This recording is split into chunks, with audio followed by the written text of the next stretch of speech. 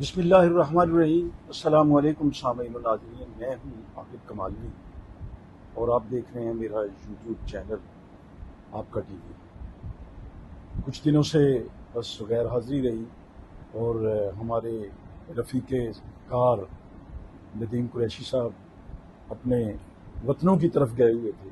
مظفر گڑھ گئے؟ جی اچھا، مظفر گڑھ کی کیا چیز جس طرح ہوتی ہے نا، کچھ سوغات یا جی مشہور ہوتی ہے، جیسے کمالیہ کا کھدر ہے ہاں جی اور شجاع آباد کا وہ آم ہے؟ جی آم ہے، جی ہاں جی۔ مظفر گڑھ کی بھی سر مختلف اس میں شعبوں میں مختلف شناخت رہی ہے۔ اچھا اگر ہم سیاسی اس میں دیکھیں تو وہاں پر بڑے نامی گرامی سیاستدان رہے ہیں، جس میں نوابزادہ نصر اللہ خان کا ایک بڑا کردار ہے۔ اس میں شاعر بھی تھے، شاعر بھی تھے، بڑے اچھے مطلب ہے وہ تھے۔ اس میں کے بعد جو ہے اپنا مصطفیٰ کھر صاحب وہاں کی شناخت ہے۔ جینا ربانی کھر جو ہے مظفر گڑھ سے ہیں، یہ مطلب اس کی سیاسی ہے۔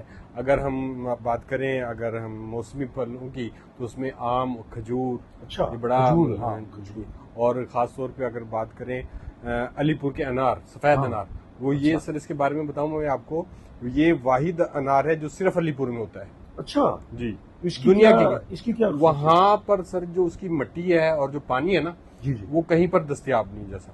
اچھا، وہ کہیں اور لگاتے ہیں، وہ ہوتا ہی نہیں ہے، پیدا ہی نہیں ہوتا اچھا پیدا ہی نہیں ہوتا۔ شناخت ہے علی پور کی۔ اچھا جی، سفید انار یہ تو کسی زرعی سائنسدان سے رجوع کرنا چاہیے جی کہ اس مٹی کی کیا خصوصیت ہے جی ایسی کہ اگر اس پودے کو کسی اور مٹی میں لگایا جائے تو وہ نہیں ہوتا۔ جی ایسی اچھا، تو اور مظفر گڑھ کا مطلب ہے وہاں پر جو آج کل یہ کہہ لیں کہ بھی وہ عہد لمحہ موجود میں کوئی شاعر، کوئی صحافی، کوئی ادیب جی جو وہاں پر مطلب جو وہاں سے ادیب وہاں پر ہیں، سلیم نطقانی صاحب بڑا معروف نام ہے وہاں پر، اور کیا کہتے ہیں اپنا اور بھی بہت سے نام ہیں جس میں سلیم نطقانی بڑا۔ مظفر گڑھ دریائے چناب کے کنارے، دریائے چناب کے بالکل مطلب مغربی سائڈ پر جو ہے، مشرق سائڈ پر ملتان ہے اور مغرب کی سائڈ پر آپ کا جو ہے چناب کا بھی۔ اور سر مظفر گڑھ یوں کہ لیں کہ دو آبا ہے، یہ دو دریاؤں کے درمیان ہے۔ اچھا، جیسے رچنا دوآبا میں کیا کہا کرتے ہیں، فیصل آباد جو ہے